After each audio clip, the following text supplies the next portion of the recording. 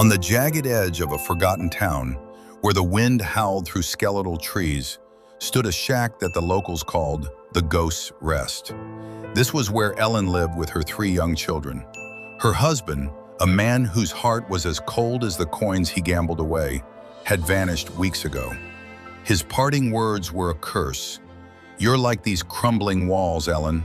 One day they'll fall, and you'll be buried under the dust of your own failure." Ellen had no money, no food, and no heat. On a night when the frost bit through the floorboards, her youngest son woke up shivering with a fever that burned like a branding iron. There wasn't a single log for the fire or a crust of bread in the cupboard. She looked up at the cracked ceiling, the snow beginning to drift through the gaps. "Is this where my story ends? In the dark?" she whispered. Her hand brushed against a rusted iron chest her husband had tossed into the corner like trash. She pried it open, hoping for a stray coin, but found only a heavy, dirt-caked book and a small silver spoon. Ellen didn't collapse. Instead, a spark of defiance lit in her chest. If the world wouldn't give her a miracle, she would dig one out of the dirt. In the dead of night, using only that silver spoon, she began to claw at the frozen earth behind the shack. Her hands grew numb and her fingernails bled, but the sound of her children's labored breathing kept her moving.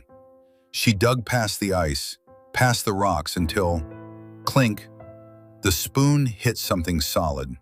She cleared the mud with her bare hands and pulled out a small, wax-sealed tin. Inside were no jewels or gold coins. Instead, there were dozens of tiny, shimmering seeds. Rare heirloom flower seeds her grandmother had hidden away decades ago.